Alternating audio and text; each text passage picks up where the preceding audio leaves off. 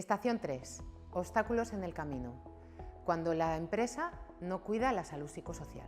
La evaluación de factores psicosociales es una actuación preventiva que podemos planificar en el tiempo y ver su evolución con los años. En este caso, estamos evaluando la organización. Pero cuando estos factores psicosociales se convierten en factores de riesgo psicosocial y comienzan a afectar a la salud de las personas, pueden aparecer en la empresa situaciones de tensión, acoso o violencia. Dentro del término acoso, entenderemos el acoso laboral, acoso sexual y el acoso por razón de sexo o de género.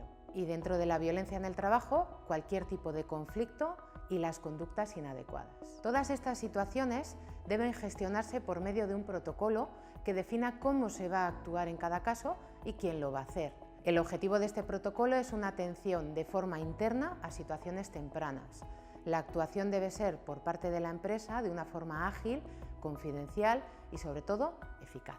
¿A qué nos referimos con la atención de forma interna? Que la empresa tenga medios para gestionar internamente esa situación, sin necesidad de externalizarlo. En cuanto a las situaciones tempranas, son aquellas que acaban de empezar y que se pueden gestionar fácilmente.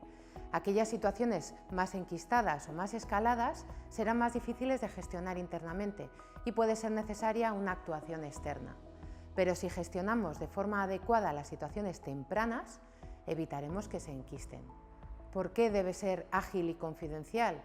Porque si la situación de tensión se prolonga en el tiempo sin gestionarse, estará en boca de más personas y será más difícil gestionarlo.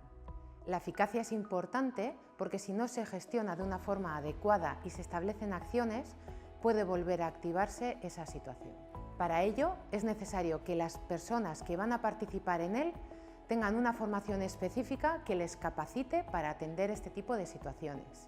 Además, una recomendación importante es que la forma en la que la persona afectada activa el protocolo no la obligue a poner una etiqueta de la situación que está viviendo.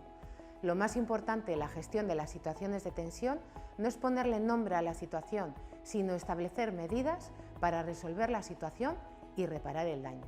Las empresas que entienden que las situaciones de tensión son naturales, pero deben afrontarlas, están gestionando los riesgos psicosociales de forma adecuada.